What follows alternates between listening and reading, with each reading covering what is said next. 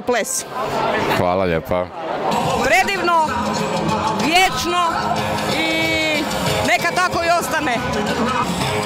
Pa to je svake godine odlično. Prekrasno, ovdje smo drugi put, pošto prošle godine nije bilo, prezadovoljni ljudima, koncertom i svim. A odakle ste? Iz Ljubljane. Doćete nam opet? Definitivno.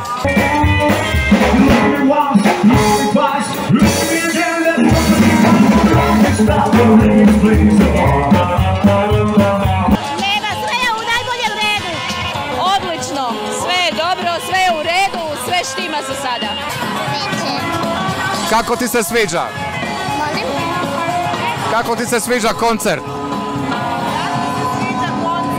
Dobro. Jel plešeš? Da. Hoćeš plesati cijelu noć? Da. Bravo! Zanimljivo, veselo, živahno, sve je tu. U 3 riječi, a mogu 2. U stvari 4 riječi. Nino Medaković, Dražen Dobraš. Treba biti češće. Treba biti češće.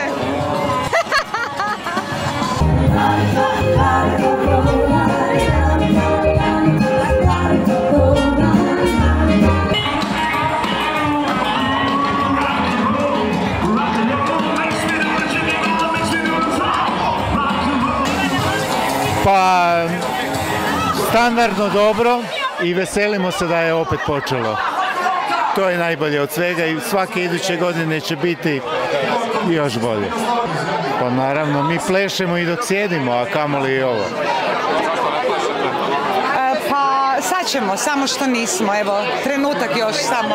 Čekamo Gelato Sisters. Odlično, super. Evo, zabavljamo se i baš nam je lijepo. Napokon smo se okupili nakon dugo vremena i super mi je.